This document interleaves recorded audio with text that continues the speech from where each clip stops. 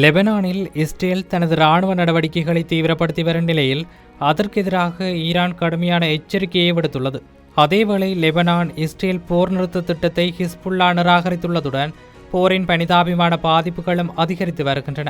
லெபனானில் இஸ்ரேல் தனது இராணுவ நடவடிக்கையை தீவிரப்படுத்துவதற்கு எதிராக ஈரான் எச்சரிக்கையை கடுமையாக்கியுள்ளது. பிராந்தியத்தில் வன்முறையை முடிவுக்கு கொண்டு வருவதற்கான பேச்சுவார்த்தைகள் தொடர்ந்து நடைபெற்று வரும் நிலையில் லெபனானில் இஸ்ரேல் தனது இராணுவ நடவடிக்கையை இந்த வாரம் தீவிரப்படுத்துவது குறித்து மூத்த ஈரானிய அதிகாரிகள் தங்கள் விமர்சனங்களை அதிகரித்துள்ளனர். இஸ்ரேலுக்கும் ஈரான் ஆதரவு பெற்ற ஹிஸ்புல்லா தீவிரவாத குழுவிற்கும் இடையே மார்ச் மாத தொடக்கத்தில் மோதல்கள் தொடங்கிய போது 40 நாள் போர் தொடங்குவதற்கு முன்பு இஸ்ரேல் கொண்டிருந்த நிலைகளுக்கு பின்வாங்க வேண்டும் என்று உயர்மட்ட இராணுவ தளபதி பிரிகேடியர் ஜெனரல் இஸ்மாயில் கானி எச்சரித்தார். லெபனானில் உள்ள எதிர்ப்பு குழுக்களுக்கு ஆதரவளிப்பது நம் அனைவரின் கடமையாகும் என்று ஈரானின் இஸ்லாமிய புரட்சிகர பாதுகாப்பு படையின் உயரடுக்கு குட்ஸ் படைப்பிரிவின் தளபதியான கானி கூறியதாக செய்தி நிறுவனம் ஒன்று தெரிவித்திருக்கின்றது. வியாழக்கிழமையன்று ஒரு தனி அறிக்கையில் IRGC அந்த நிலைப்பாட்டை வலியுறுத்தியதுடன் இஸ்ரேல் லெபனான் மக்கள் மீதான தனது தாக்குதல்களை உடனடியாக நிறுத்த வேண்டும், தாமதமின்றி வெளியேற வேண்டும் மற்றும் லெபனானின் பிராந்திய ஒருமைப்பாட்டை அங்கீகரிக்க வேண்டும் என்று எச்சரித்ததாக ஒரு செய்தி நிறுவனம் செய்தி வெளியிட்டிருந்தது. திங்கட்கிழமை ஈரானின் தூதரக தலைவர் முகமது ஃபாகர் கலீஃபாப் லெபனானுக்கு எதிரான இஸ்ரேலிய ஆக்கிரமிப்பு தொடர்ந்தால் தெஹ்ரான் பேச்சுவார்த்தைகளின் பாதையை நிறுத்திவிடும் என்று வலியுறுத்தினார். அவருடைய எக்ஸ் தளத்தில் ஒரு பதிவில் எதிரியுடன் நேரடி மோதல் ஏற்படும் என்று அச்சுறுத்தினார். ஈரானின் வெளியுறவு அமைச்சர் அப்பாஸ் அராக்சியும் ஈரானுக்கும் அமெரிக்காவிற்கும் இடையிலான போர் நிறுத்தம் லெபனான் உட்பட அனைத்து முனைகளிலும் சந்தேகத்திற்கிடமின்றி ஒரு போர் நிறுத்தமாகும் என்று அறிவித்தார். சில நாட்களுக்கு முன்பு லெபனானின் தலைநகரான பெய்ட்ரூட் மீது இஸ்ரேல் தாக்குதல் நடத்தினால் பதிலடி கொடுக்கப்படும் என்றும் அவர் அச்சுறுத்தினார். லெபனானில் இஸ்ரேலின் நடவடிக்கைகள் ஈரானிய அதிகாரிகளிடையே ஒரு சர்ச்சையின் விதையாக இருப்பதால் அமெரிக்க ஜனாதிபதி டொனால்ட் ட்ரம்ப் தனது விரக்தியை வெளிப்படுத்தியுள்ளார். ஏப்ரல் மாத நடுப்பகுதியில் முதலில் அறிவிக்கப்பட்ட ஒரு பலவீனமான போர் நிறுத்த ஒப்பந்தத்தை நீட்டிப்பதாக இஸ்ரேலிய, லெபனான் மற்றும் அமெரிக்க அரசாங்க அதிகாரிகள் மீண்டும் கூறி வந்தனர். இந்த ஒப்பந்தத்தில் ஹிஸ்புல்லா ஒரு தரப்பாக இல்லை. அதன் பின்னர் இஸ்ரேலும் ஹிஸ்புல்லாவும் தாக்குதல்களை தொடங்கியுள்ளன. ஞாயிற்றுக்கிழமையன்று இஸ்ரேலிய படைகள் ஆக்கிரமிக்கப்பட்ட நிலப்பகுதியை கடந்து நபாத்திய நகருக்கு அருகிலுள்ள உயரமான கோட்டையான பியூஃபோர் கோட்டையை நோக்கி லெபனானுக்குள் மேலும் முன்னேறியுள்ள நிலையில் இது நிகழ்ந்துள்ளது. 1982 முதல் 2000 வரை இஸ்ரேல் லெபனானை ஆக்கிரமித்ததிலிருந்து முதல் முறையாக கடந்த வார இறுதியில் துருப்புக்கள் சிலுவை போர் காலத்து கோட்டையை கைப்பற்றினர். திங்களன்று இஸ்ரேலிய பிரதமர் பெஞ்சமின் நெதன்யாகு திட்டமிட்டபடி தெற்கு லெபனான் மீது இராணுவம் தொடர்ந்து தாக்குதல் நடத்தும் என்று உறுதியளித்தார். இதேவேளை லெபனான் இஸ்ரேல் போர் நிறுத்த திட்டத்தை ஹிஸ்புல்லா தலைவர் நிராகரித்தார். லெபனான் அரசாங்கத்திற்கும் இஸ்ரேலுக்கும் இடையில் புதன்கிழமை எட்டப்பட்ட போர் நிறுத்த ஒப்பந்தத்தை லெபனான் மக்களின் ஒரு பிரிவினரை அழித்தொழித்து மீதமுள்ளவர்களை அடிமைப்படுத்தும் ஒரு வரைபடம் என்று கூறி லெபனான் தீவிரவாத குழுவான ஹிஸ்புல்லா நிராகரித்தது.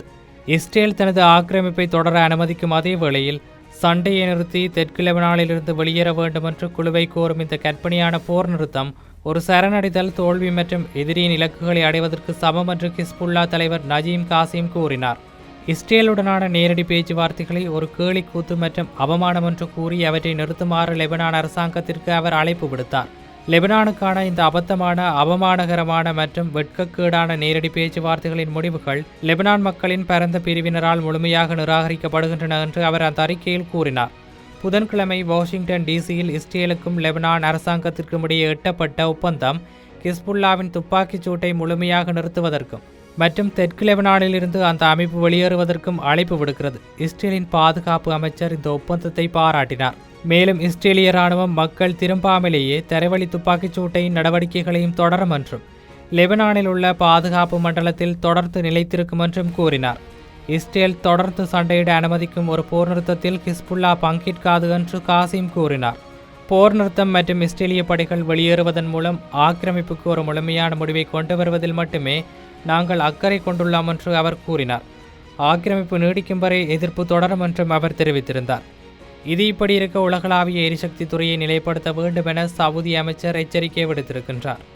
ஈரான் போரினால் ஏற்பட்ட பொருளாதார வீழ்ச்சிக்கு மத்தியில் மேலும் நிதி இழப்புகளை தவிர்ப்பதற்கு உலகளாவிய எரிசக்தி துறையை மேலும் நிலைப்படுத்துவது அவசியம் என்று சவுதி அரேபியாவின் எரிசக்தி அமைச்சர் நேற்று கூறியிருந்தார். நாம் இப்போது கடந்து செல்லும் இந்த சூழல் ஒரு விடயத்தை தெளிவாக உணர்த்துகிறது.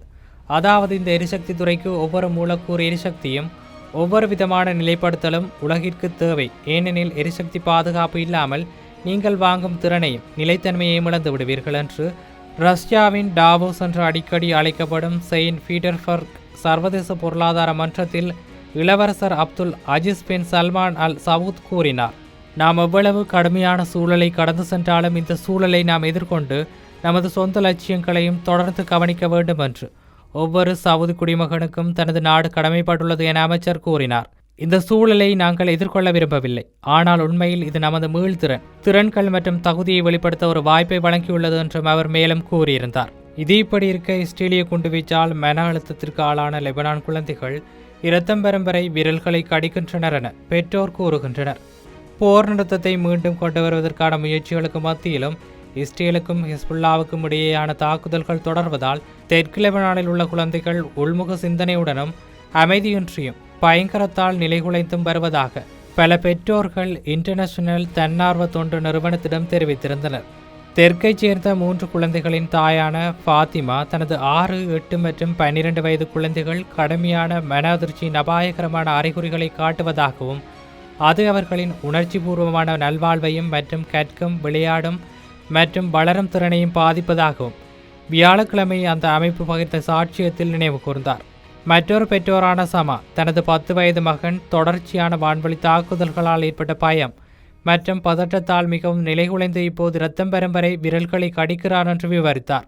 தெற்கு லெபனானில் எனது வீட்டையும் வேலையையும் இழந்ததை தாண்டி நான் என் குழந்தைகளையும் இழப்பது போல் உணர்கின்றேன் என்று இரட்டை குழந்தைகளின் தாயான சமா கூறினார்.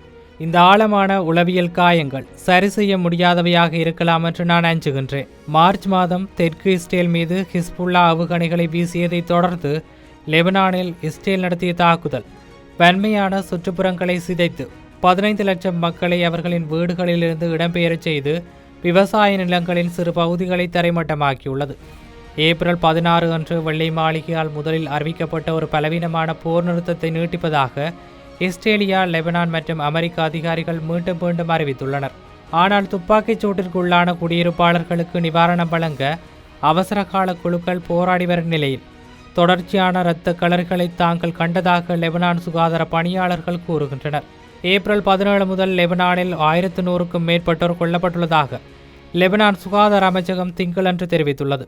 லெபனானில் சுமார் 770,000 குழந்தைகள் வன்முறை இழப்பு மற்றும் இடம்பெயர்ப்புக்கு மீண்டும் ஆளாவதால் மிகுந்த மன உளைச்சலில் இருப்பதாக ஐநாவின் குழந்தைகள் அமைப்பு புதன்கிழமை கூறியுள்ளது. தெற்கில் வசிக்கும் மர்வான் என்ற தந்தை 9 மற்றும் 13 மற்றும் 16 வயதுடைய தனது பிள்ளைகள் உட்பட தனது குடும்பத்தை இனி தன்னால் பராமரிக்க முடியாததால் தூங்க முடியவில்லை என்பதை நினைவு கூர்ந்தார். முன்பெல்லாம் மற்றவர்களுக்கு தேவைப்படும் போது நான் உதவுவேன், ஆனால் இப்போது நானே உதவி கேட்கிறேன் என்றும் அந்த நபர் தெரிவித்திருக்கின்றார். மொத்தத்தில் லெபனான் இஸ்ரேல் மோதல் இன்னும் முடிவுக்கு வராத நிலையில் ஈரானின் எச்சரிக்கைகளும் ஹிஸ்புல்லாவின் நிலைப்பாடும் பிராந்திய பதற்றத்தை மேலும் அதிகரித்துள்ளன. இது இப்படி இருக்க மேலும் உலகத்தரத்தில் என்னவெல்லாம் நடக்கப் போகின்றன என்பதை நாமும் பொறுத்திருந்து பார்க்கலாம்.